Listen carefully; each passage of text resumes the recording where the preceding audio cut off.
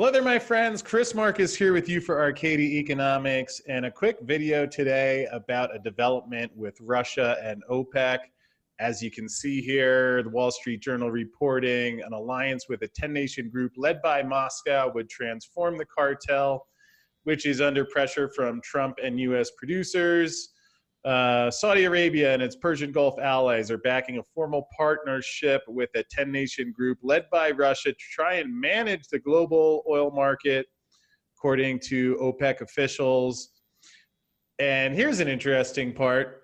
The ability of such an alliance to put a floor on oil prices would run counter to President Trump's goal of lowering gasoline prices for U.S. consumers ahead of the elections. So certainly sounds like it's early in the planning stages. Again, what and ultimately ends up happening remains to be seen. Yet what this says to me is, again, just a further step by Russia and some of the other countries that don't have the best relations with the United States, making arrangements to move away from the petrodollar.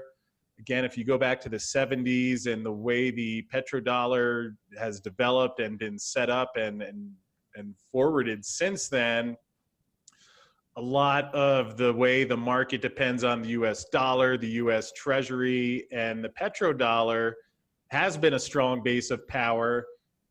Certainly last year we saw China develop and implement the petro-yuan, and now further action by that China, Russia, Iran, throw whoever else in there that you want group that has publicly expressed its frustration with the US dollar and treasury financing system and taking action about it.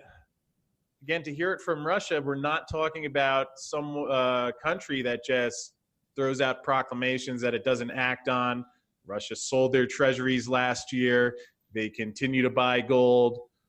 And also supporting Venezuela with that ongoing situation where Venezuela has asked for its gold back from the Bank of England. The Bank of England has refused, citing U.S. sanctions, some of which I believe stem from that Magnitsky Act, which is another, which is a whole racket worth looking into.